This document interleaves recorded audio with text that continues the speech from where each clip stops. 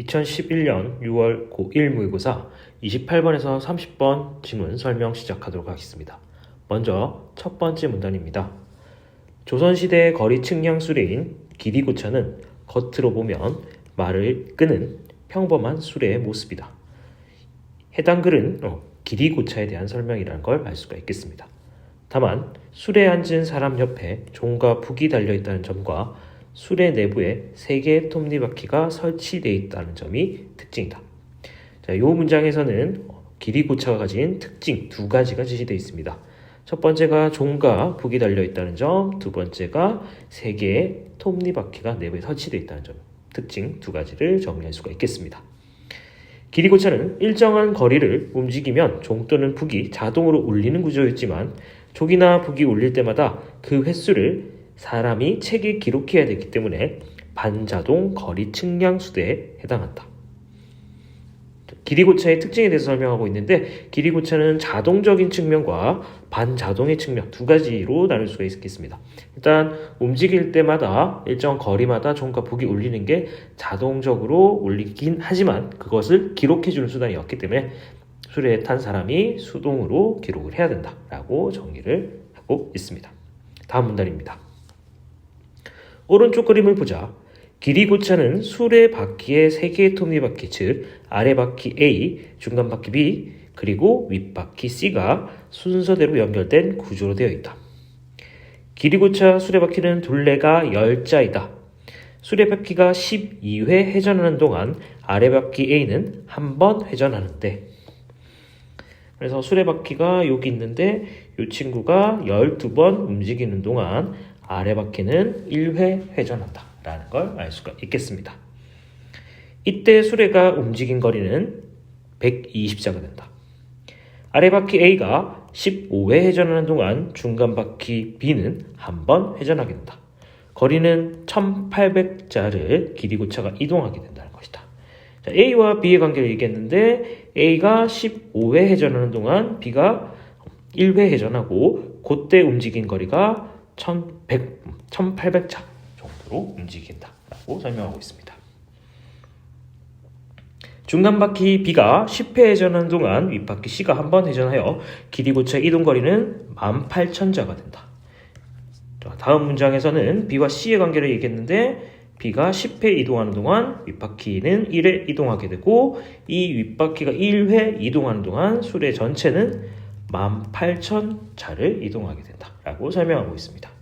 18,000자는 13.75리, 현재로는 5.4km 정도에 해당한다라고 설명하고 있습니다. 자, 그래서 두 번째 문단의 경우에는 톱니바퀴 구조에 대해서 설명했고 이 톱니바퀴가 한번 회전할 때마다 어느 정도의 거리를 이동할 수 있는지에 대한 설명이 함께 이어지고 있었습니다. 세 번째 문단 살펴보도록 하겠습니다. 기리고차는 0.5리를 가면 종이 한 번 울리고 1리를 갔을 때 종이 여러 번 울리며 5리를 가면 북이 한 번 울리고 10리를 갔을 때는 북이 여러 번 울린다. 자, 종과 북이 울리게 되는데 0.5리와 1리에서는 종이 울리고 그 다음에 1, 2, 3, 5리와 10리 거리에서는 북이 울린다라고 설명하고 있습니다. 수레에 앉아있는 사람은 종소리와 북소리 횟수를 기록하여 거리를 계산하였던 것이다. 네 번째 문단입니다. 기리고차 이전의 측량법은 새끼줄이나 노끈을 자처럼 사용하는 방식을 주로 이루었다. 하지만 새끼줄이나 노끈은 물에 젓기만 해도 길이가 달라져서 길이를 재는 도구로는 부적합하였다. 그래서 네 번째 문단, 이 세 줄에 걸쳐서는 기리고차가 제작되기 이전에 노끈과 줄을 이용했지만은 그 측량이 부정확했다라는 한계점을 제시하고 있습니다. 이와 달리 기리고차는 톱니바퀴를 이용했기 때문에 정확한 거리를 측정하는 것이 가능했다. 또한 수레바퀴의 이동 거리에 따라 거리를 측정했기 때문에 직선이든 곡선이든 측정이 가능하였다. 그래서 다음 문장에서는 기리고차가 가진 장점들을 2가지 제시하고 있는데 정확한 측정이 가능하다는 점과 직선뿐만 아니라 곡선까지 측정이 가능하다는 2가지 장점을 제시하고 있습니다. 마지막 5번째 문단입니다. 기리고차가 처음 제작된 조선 세종 이후 지도 제작이 활발해졌다는 측면에서 기리고차는 거리의 정밀도가 요구되는 각종 사업에 큰 힘이 되었을 것으로 추정된다. 자, 여기서 알 수 있는 정보는 세종 이후에 지도 제작이 활발해졌다는 것, 그리고 기리고차는 이때부터 제작되기 시작했다는 걸 알 수 있겠습니다. 또 농업사회인 조선에서 정확한 토지 측량은 합리적인 세금 징수로 이어졌기 때문에 기리고차는 국가 통치를 체계하는 밑거름이 되었다. 정확한 세금 진술을 할 수 있어서 국가 통치를 체계적으로 할 수 있었다는 장점 역시 함께 제시하고 있습니다. 자, 전체 내용 한번 다시 정리해 보도록 하겠습니다. 자, 첫 번째 문단의 경우에서는 기리고차를 소개하고 있었는데 이 기리고차는 반자동 거리 측량 수레 정도로 정리할 수 있고 이 특징 세 가지가 제시되어 있습니다. 첫 번째 특징이 수레에 종과 북이 달려 있었고 두 번째가 수레 내부에 세 개의 톱니바퀴가 설치되어 있다. A, B, C, 큰 윗바퀴, 아랫바퀴, 중간바퀴 이렇게 세 가지가 있었죠. 세 번째, 수레에 사람이 타서 종과 북이 울리는 횟수를 기록하는 수동적인 측면도 함께 제시되었습니다.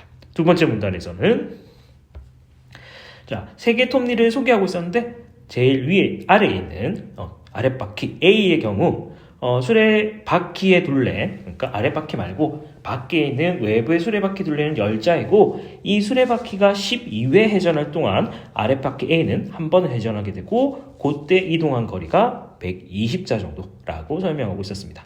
중간바퀴는 아랫바퀴가 15회 회전하는 동안 중간바퀴는 한 번 회전하게 되고 이때 이동한 거리는 1800자라고 제시를 하였습니다. 윗바퀴의 경우는 중간바퀴가 10회 회전하는데 윗바퀴는 1회 회전한다 라고 설명하였습니다. 그때는 18,000자 정도 이동하게 되는데 18,000자 경우에는 13.75리 현대 거리 계산식으로 바꾸면 5.4km 정도 이동하게 된다라고 설명하고 있었던 것이 두 번째 문단이었습니다. 그 다음에 세 번째 문단에서는 술에 탄 사람이 종과 붕의 소리를 횟수를 기록하는데 0.5리는 종이 한 번, 1리는 종이 여러 번 울리고 5리를 갔을 때는 북이 한 번, 10리를 갔을 때는 북이 여러 번 울려가지고 사람이 그것을 기록한다는 내용이 담겨 있었습니다. 네 번째 문단의 경우에서는 기리고차 이전에는 새끼줄이나 노끈을 직접 측량하였는데 이 측량 방식은 물에 젖으면 정확한 측량이 어렵고 곡선에 대한 측량이 어렵다라는 한계점들을 제시하였습니다. 그렇기 때문에 그것을 극복하기 위해서 기리고차가 제작되었다라고 볼 수가 있겠죠. 마지막 다섯 번째 문단에서는 기리고차 제작 이후 지도 제작이 활발해졌고 정확한 토지 측량을 통해서 합리적인 세금 징수가 가능해졌다라고 설명하고 있었습니다. 자, 그렇다면 문제를 통해서 내용을 한번 더 살펴보도록 하겠습니다.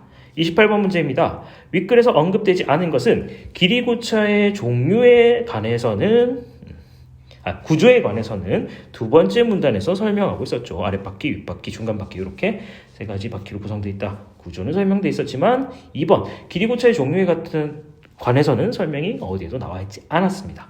3번 기리고차의 용도는 어디 쓰이는가에 대한 내용이었는데 지도 제작이나 세금 징수에 쓰인다라고 다섯 번째 문단에 나와 있으니까 맞다라고 볼 수 있겠고 4번 역시 기리고차의 사용의 이렇게 사용함으로써 합리적인 그리고 국가 통치를 체계하는데 밑거름이 됐다라고 얘기를 하고 있었으니까 4번 문항도 맞다라고 볼 수가 있겠습니다. 5번 기리고차의 최초 제작 시기 이것은 여기 보면은 세종 때 만들어졌다라고 얘기를 하고 있었으니까 여기 잘못 적혀 있네요. 이거는 4문단이 아니라 5문단으로 고쳐줘요. 5문단에 나와 있다라고 보시면 되겠습니다.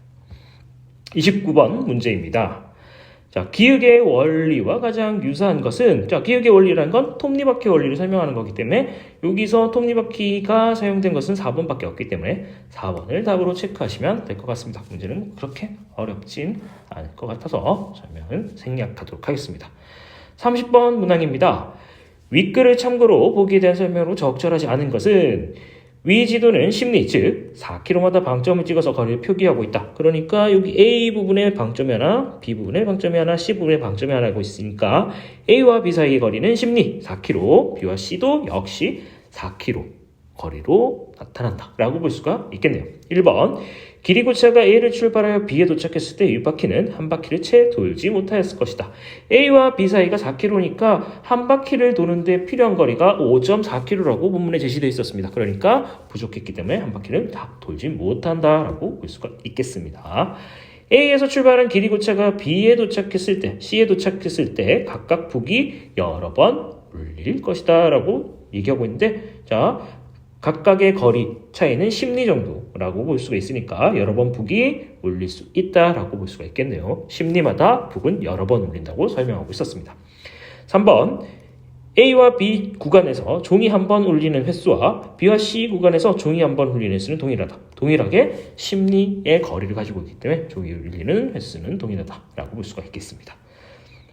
4번 A에서 C까지 구간이 직선이 아니라 곡선의 경우 길이고차를 이용한 거리 측정은 불가능하다. 이것은 4문단에 있었죠. 곡선도 측정이 가능하다고 했으니까 이건 틀린 답안이라고 볼 수가 있겠습니다. 5번 A에서 C까지 거리를 새끼줄의 노크를 이용해서 잰다면 날씨에 따라서 측정된 거리가 달라질 수 있다. 그렇죠. 물에 젖으면은 거리가 달라진다고 설명하고 있었으니까 4문단을 참고해서 답을 체크하시면 될 것 같습니다. 여기까지 2011년 6월 고1 모의고사 28번에서 30번 문항 설명 진행하였습니다.